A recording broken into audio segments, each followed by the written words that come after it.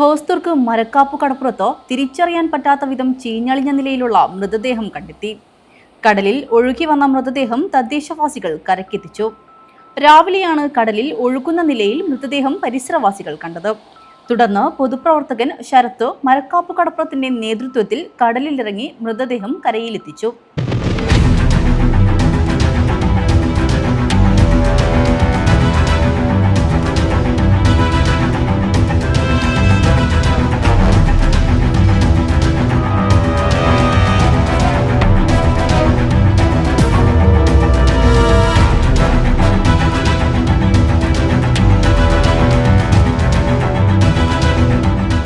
പൊതുശ്മശാനത്തിന് സമീപമാണ് മൃതദേഹം കണ്ടത്.